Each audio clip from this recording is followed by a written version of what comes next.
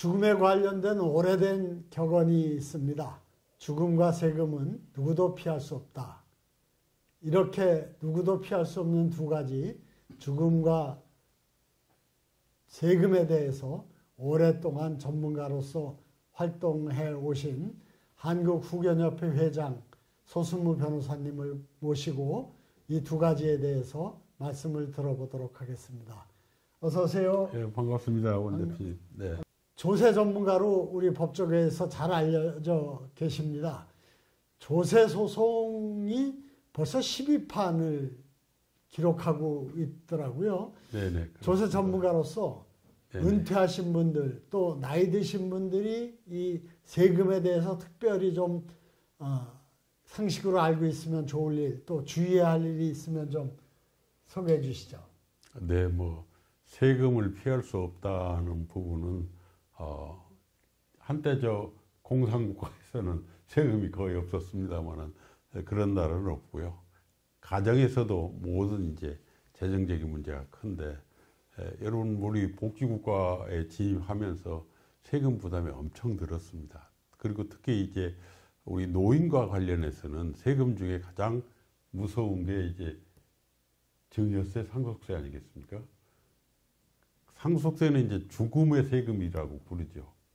죽음으로써 이제 상속세가 부과되는 건데 그 상속세 부담이 굉장히 커서 지금 기업이든지 가게든지 큰 뭐 문제가 되고 있고요. 또 하나 이제 노인이 되게 되면 우선 세금 계산이니 뭐 이 인지 능력이 떨어지기 때문에 관리도 어려워서 참 어려움을 겪는 경우들이 많이 있습니다. 그 부분은 뭐 말씀 나누면서 제가 좀 설명을 드리도록 하겠습니다. 근데 지금 노인들의 세금 결국은 우리가 세금의 구조를 보면 우리 부가가치세, 소득세, 법인세, 이제 법인세도 이제 법인소득, 개인 소득인데 그 비중이 굉장히 큽니다. 거기다가 이제 또 중요한 게 증여상속세 비율이 요즘에 굉장히 많이 늘고 있습니다. 과거에는 한 2% 증여상속세가 지금 굉장히 부자 증세 감세에서 논란이 많이 되지만 사실 국세에서 차지하는 비율은 그리 높지 않았어요. 2% 미만이었는데 2023년 통계를 보면은 한 4% 이상으로 늘어났습니다. 굉장히 늘어난 이유가 주로 이제 증여가 상속세 부담 늘어났고 특히 이제 아파트 부동산 가격이 늘어나서 이 상속 부담이 굉장히 크게 됐던 겁니다. 그리고 어차피 이제 생을 마감하게 되면 적든 많든 그 재산이 있고 그 부분이 이제 상속세 또 생전에 이제 증여세 부담이 생기는데 그 부담이 큰 부분도 굉장히 많죠. 요즘에는 서울에 아파트 한 채만 있어도 거의 다 상속세를 대상이 됩니다. 근데 세금이라는 게 현금으로 내야 되는 거죠. 물납, 소위 아파트 내는 거 잘 안 받아줍니다. 그래서 미리미리 본인의 사후 문제 또 상속 문제에 대해서 생각해 주는 게 굉장히 중요하다는 말씀을 드리고요. 또 하나는 지금 우리가 복지국가로 가면서 국민연금 또 공무원연금, 각종 연금제도가 지금 많이 활성화되고 또 비중이 높여가고 있는데 이 연금에 대해서도 이제 과세가 되기 시작합니다. 공무원연금의 경우에는 2000 이후에 이제 불입한 국민연금의 경우 거기도 이제 나중에 과세 대상이 되게 돼 있습니다. 그래서 연금도 세금을 내는 거죠. 그러니까 저는 뭐 국민연금이 100만 원도 안 되니까 대상이 네네. 아닌데 네네. 저 공직이나 네네. 그런 데 있었던 분들은 몇백만 원씩 든단 말이죠. 네네. 그분들도 옛날에 봉급 받을 때 세금 냈던 것처럼 수령하는 연금이 어느 액수가 넘으면 세금을 낸다. 그 말씀이시네요. 그렇죠. 그전에는 안 냈었어요? 안 냈었죠. 이제 공제 한도가 900만 원이었는데 그게 이제 앞으로 저 연금 소득이나 그다음 공무원 연금 소득, 국민 연금 이게 다 합쳐가지고 과세를 누진 과세로 하게 됩니다. 그러면 다만 이제 연금 소득이 적으면 세금은 안 냅니다. 지금 연 한 1,200만 원까지는 지금 면세인데 앞으로도 늘어날 가능성이 있습니다. 결국은 그 소득이나 연금소득 적은 노인들한테는 부담이 적겠지만 다른 소득, 주로 이제 부동산 관련 소득이 있거나 뭐 이런 소득 활동을 적극적으로 않더라도 이런 분들은 부담이 늘어나는 그게 설계가 돼 있고요. 그 얼마를 세금 내냐 누진과세 계산 굉장히 복잡합니다. 여기는 설명드리기 어려운 정도로 다만 부담이 늘어날 거다 하는 것은 분명하다 하는 걸 말씀드렸습니다. 그러니까 이 상속세나 증여세가 국세의 4%까지 비중이 커지고 있다는 건 네네. 우리 고령화를 중심으로 한 우리 사회 이제 변화의 한 단면을 보여주는 것 같네요. 그러니까 옛날에는 크게 상속할 만한 재산이 많지 않았는데 이제는 커다란 부를 가진 분들이 세상을 떠나고 그러니까 그 상속세도 증대하고 그런 건데 그런 점에서 그런 재산을 관리하는데 좀 더 이렇게 전문성 있고 주의 깊은 어떤 대비가 필요하고 그런 거에 대해서 일반적으로 본인이 공부를 열심히 해서 이 문제를 해결할 수 있는 겁니까? 아니면 전문가의 도움을 받아야 됩니까? 물론 본인이 공부를 해야죠. 세금은 참 멀리 있지만 특히 이제 그 시대적 흐름으로 보면 소위 그 6.25 전쟁 이후에 베이비 부머 54년에서 1차 74년까지 봅니다. 그 베이비 부머 세대들은 우리 산업화 시대에 참 일자리 갖고 나름대로 재산 형성할 수 있는 기회들이 많았죠. 부동산 값도 오르고 그래서 이 세대가 굉장히 많이 지금 재산을 갖고 있습니다. 통계가 하면 60세 이상이 전 우리 금융 자산의 40%를 갖고 있습니다. 이건 일본도 거의 비슷합니다. 소위 단가이 세대들도 이제 우리보다 조금 앞서 있는데 이분들이 지금 아마 죽음에 이르게 향후 한 20년간은 이런 문제들, 세금 문제가 굉장히 모든 국민 또 서로 가족들의 문제가 될 거라고 생각합니다. 그 이후에는 또 모르게 어떻게 그 재산 그 소위 변동이 될지는 모르겠지만 앞으로는 그게 큰 사회적 문제로 돌아간다 이렇게 말씀드립니다. 예, 그래서 소 변호사님이나 저나 우리 웰다잉 문화운동에서 유언장 쓰기 운동을 아주 활발하게 전개하고 있습니다만 옛날에는 별로 필요하지 않았는데 지금은 유언장이 아주 필요하거든요. 그러니까 네네. 부를 축적한 세대가 단군일의 최초로 네네.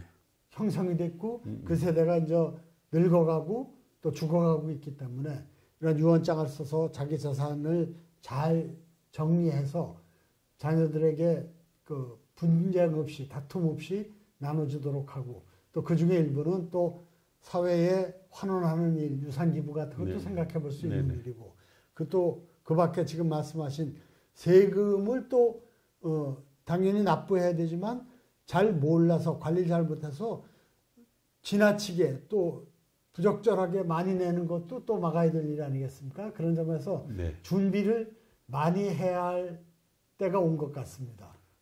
맞습니다. 결국 이제 아까 말씀드린 죽음이 이제 상속세는 이제 죽음세라고 부르는 것과 마찬가지로 생전에 자기 노력하고 세금 다 낸 돈인데 거기에 대해 죽으면 또 그 많은 부분 특히 세율이 높은 반절 정도를 이제 떼가는데 사실 과세 기법도 아주 많이 발전을 해서 과거에 증여 상속세는 별로 세금이 부담이 적었습니다. 그 이유는 세금이라는 게 과세 표준 가치 얼마 가액이 되느냐를 평가해서 그 세율을 곱하게 되는데 과거에는 건물, 아파트, 집 한 채 가격이 이게 불명확치 않았어요. 기준 시가라고 해서 낮은 세금 매기는 네. 지방세 1년 정도 있었지만 지금은 고가 아파트도 이제 내년부터는 감정해가지고 높은 세금을 매긴다고 그럽니다. 그래서 과거와는 달리 세율은 그대로 있다 하더라도 그 평가 방법이나 기법이 달라졌기 때문에 전에보다 훨씬 더 세금을 많이 내는 거고요. 또 하나는 이제 상속세 말고도 이제 증여세 문제가 있습니다. 증여세도 내내 이제 우리 모든 금융 자료들이 다 전산화돼 있잖아요. 과거에 얼마 줘도 얼마 줬는지 가족 내일을 알 수가 없었지만 지금은 뭐 국가가 다 금융기관 이체 안 하고 뭐 현금으로 거래하는 경우가 거의 없으니까 그 부담도 굉장히 커서 아마 이제 이따 말씀을 드리겠습니다만은 상속세가 너무 높아지면 이제 그 소위 동결 효과라고 그래가지고 증여세가 높아지고 상속세가 높아지면 세대 간 부의 이전이 안 되는 그런 국가 경제적인 문제도 크게 발생을 하게 됩니다. 상속세 폐지하자는 주장이 꾸준하게 있잖아요. 네네. 그 문제에 대해서 어떻게 생각하십니까? 지금 세계적으로 보면 상속세가 없는 나라들이 뭐 제법 있어요. 미국도 근 20년 전에 딱 한 해 상속세 폐지가 됐다가 한 해 실제로 다시 이제 원상으로 돌아갔는데요. 그 부분은 이제 상속세를 안 낸다고 해서 다 좋은 건 아니고요.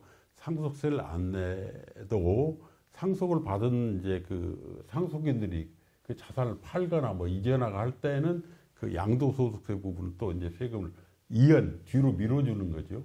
근데 상속세 부분이 지금 현재 문제는 그 개인적으로는 부담이 너무 크다는 것, 또 기업주, 가업이나 여기서 볼 때는 계속적으로 한 50%쯤 내가면은 2대, 3대 가면은 거의 국가가 기업은 이제 잃게 되는 그런 문제들 때문에 각국의 여러 나라에서 이제 혜택도 주고 고민들을 하고 있는 부분인데 우리나라는 지금 두 번째로 상속세율이 높습니다.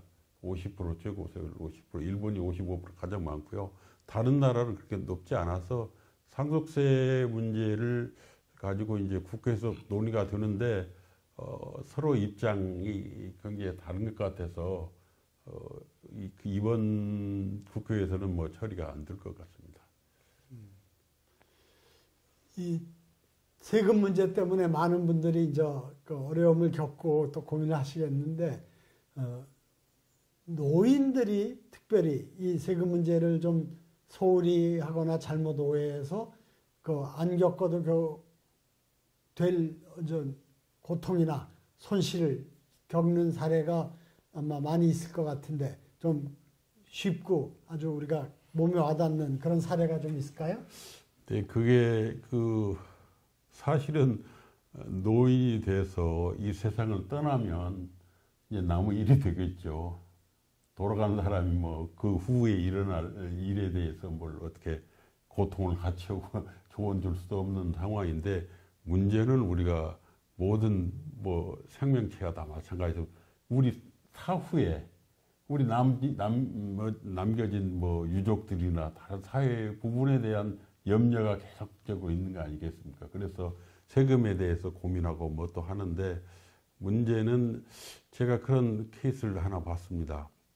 그 지방에 있는 자수성가한 그 부자 부부였어요.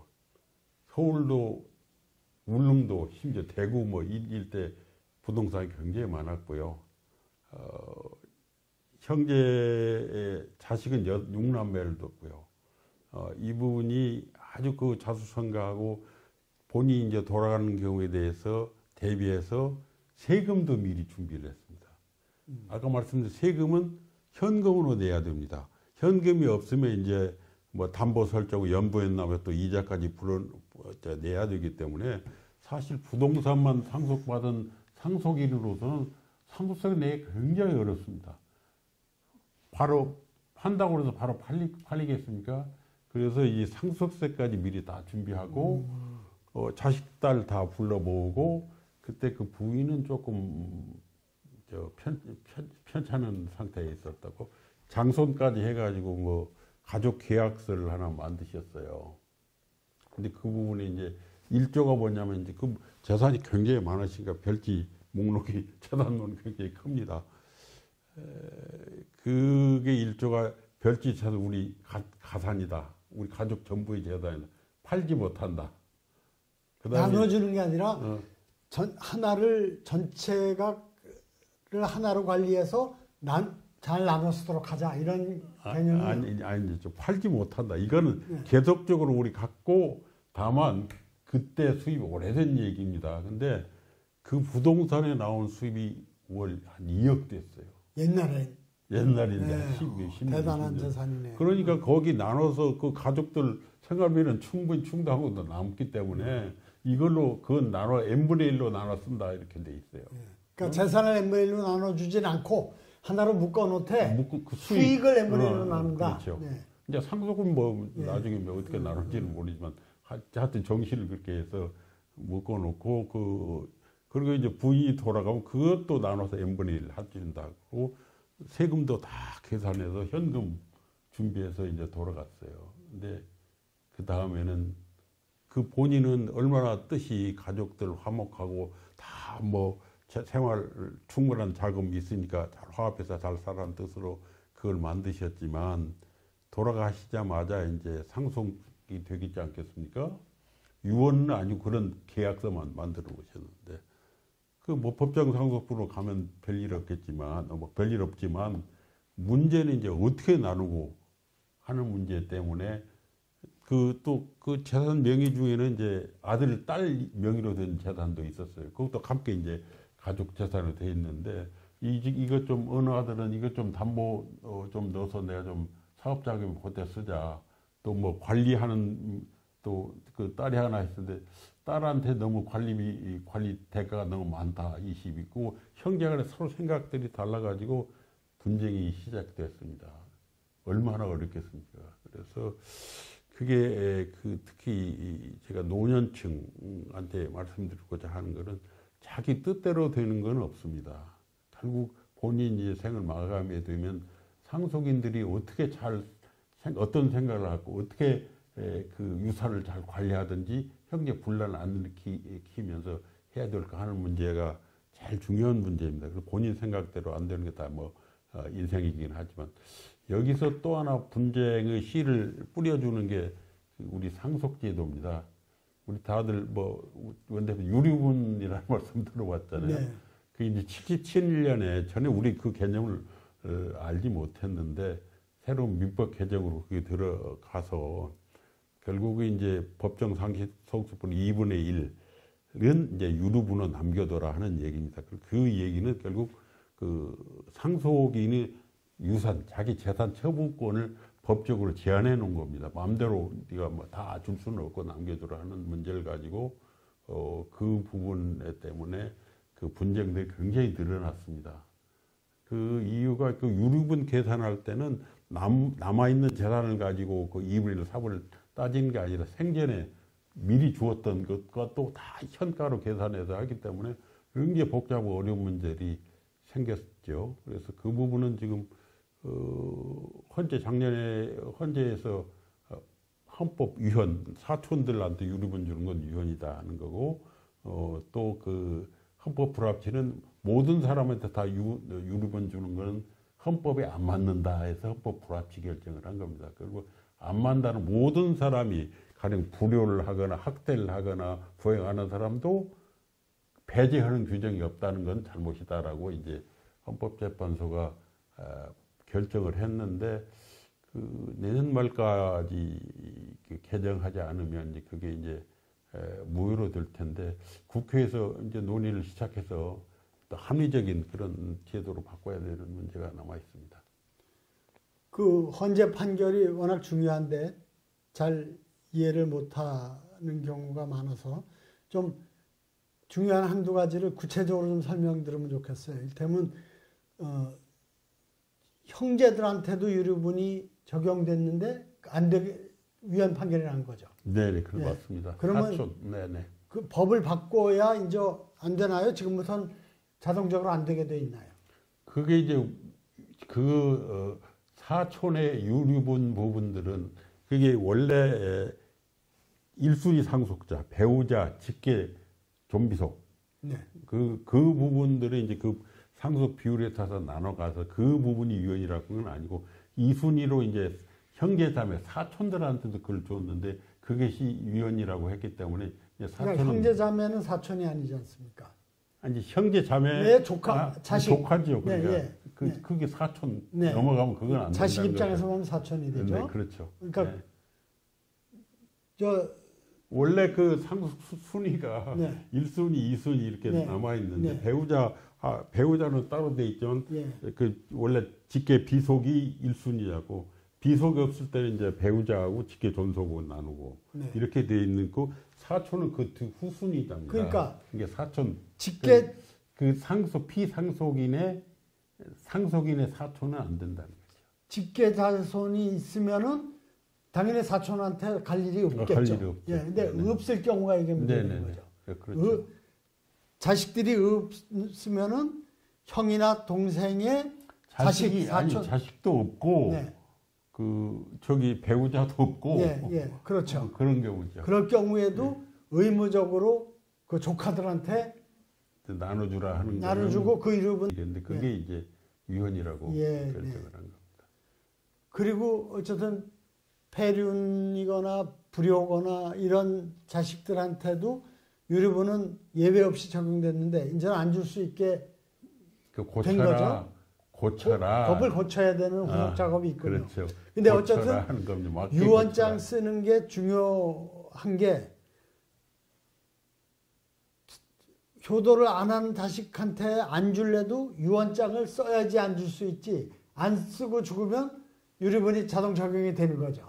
아니, 그 법정 상속분으로 가버리는 거죠. 예, 그렇죠. 유류분도 따질 것도 없이 예. 더 많이 동등하게 이제 가는 그런 문제가 있고요.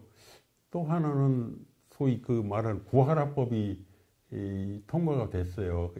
먼저 그게 민법이 개정이 됐는데 앞으로는 이제 그 부양 의무를 아는 부모라든지 뭐 학대나 이런 불성실한 부모들이 이제 나 30년 만에 나타났는데 자식 유죄로 뭐 손해배상 다 내놔라 하는 거는 앞으로 어렵게 됐습니다. 그 경우는 이제 그 상속인들이나 이에 관계된 밀접한 분들이 이제 가정법원에다 배제 신청을 하게 됩니다. 상속권을 배제하는 상속권을 박탈한 신청을 하게 되면 이제 가정법원에서 과연 그런 사유가 있는지 그 정도 되는지를 판단해서 결정하면 이제 그 배제되게 돼서 그런 일은 앞으로는 뭐 구하라 사건 같은 거는 앞으로 일어나기 힘들 겁니다. 근데 법원에 가서 그런 배제 신청을 하고 그런 일 자체가 너무 어려운 일 아닌가요? 아, 그렇죠. 그리고 그게 배제할 수 있는 기준과 한계라는 건 전혀 없잖아요. 지금 법에는 없기 때문에 법원에서 이제 판단을 해야 되는데 그 다툼도 그 간단한 다툼은 아니죠. 우리나라에서 최초로 후견에 관심을 가지고 한국후견협회를 만들고 또 지금 이끌고 계신데 이 후견에 대해서 관심을 가지게 된 계기가 어떤 건지 그리고 더 이전에 제일 낯선 개념이 이 후견이에요. 그래서 네네. 후견이라는 게 뭔지부터 좀 설명을 해주시면 좋겠습니다. 네, 아마 조금 나이 드신 분들은 금치산자, 한정치산자, 뭐 금치사, 한정치사 이런 얘기를 들어보셨을 겁니다. 이게 이제 과거에 우리 민법이 2011년부터 이제 후견제도, 새로운 후견제도로 후견이라는 말을 계속 쓰고, 전에도 후견인이라는 용어 자체는 있었습니다. 그래서 새로운 후견제도로 들어서게 됐는데, 종래에 이제 금치산, 한정치산자는 뭐냐면 이제 심신, 상실, 전혀 이제 사회 분간을 못하게 됐거나 심신미약, 뭐 낭비 있는 사람들한테 이제 금치산 혹은 이제 한정치산 선고를 법원에서 합니다. 금치산자는 이제 심신상실이기 때문에 그 법률행위는 무효고, 한정치산자는 법정 대리인에 이제 선임해야죠. 뭐 친족편 누가 될 수도 있고 친족이 될 수도 있고. 그 부분은 이제 동의가 필요하고 동의가 없으면 취소, 법률행위를 취소할 수 있게 돼 있습니다. 이거는 그 목적은 소위 옛날 그 대가족제도 가단, 집안의 재산을 함부로 일치라고 뭐 낭비되는 걸 막기 위한 그 제도였는데, 이게 유엔 장애인 권리 협약이라는 게 이제 저희 나라도 세계 거의 모든 나라 가입했는데, 그 협약에 따르면 이제 그런 제도는 옛 시대의 유물로 없애라는 겁니다. 그래서 의사 결정을 도와주는 제도로 바꿔라 해서 이제 후견 제도라는 게 도입됐는데, 과거의 초점이 가산의 이제 공호에서 정말 그 의사결정 능력이 떨어지는 그 개개인을 어떻게 지원할 것인가에 초점이 맞춰진 겁니다. 그래서 그 틀이 이제 그 정신 인지 능력의 정도에 따라서 이제 성년 후견, 뭐 한정 후견 이렇게 차이를 두어서 이제 운용을 하고 있는데 그 제도 자체도 지금 우리가 2011년부터 13년부터 11년에 입법 13년부터 시행을 해서 지금 11년이 후견법이 제정돼서요. 네네, 민법입니다. 그게 민법 중에 민법을 그 금치산 후견 한정치선 조항을 이제 후견이라는 걸로 이제 바꾼 게 지금 시행된 게 11년이 지금 됐습니다. 그래서 그게 이제 후견제도를 설명드린 거고요. 지금 현재 우리나라는 우리 후견법 조항에 대해서 유엔에서 계속 지속적으로 개선 권고를 받고 있습니다. 그건 이제 뭐냐면 그 성년 후견, 법정 후견 중에 가장 대표적인 그게 되면 그 법률 행위를 후견인이 대신하도록 돼 있잖아요. 대신하지 말라는 겁니다. 지원, 의사결정 대체제도에서 의사결정 지원제도로 바꾸라. 굉장히 이상적인 그 제도로 바꾸라고 하는 건데 이건 우리나라뿐만 아니라 일본 뭐 다른 나라도 계속 지속적으로 권유를 받고 있는 사항인데 그것이 실현되기 위해서는 정말 많은 인력과 비용 또 후견인이 피후견의 뜻을 어떻게 잘 헤아립니까? 지속적으로 소통하면서 잔존 의사 능력 가운데도 이 사람 뜻을 밝혀서 대행하라는 건데 아직 굉장히 많은 좀 어려움, 정착까지는 어려움이 있을 거라고 생각합니다.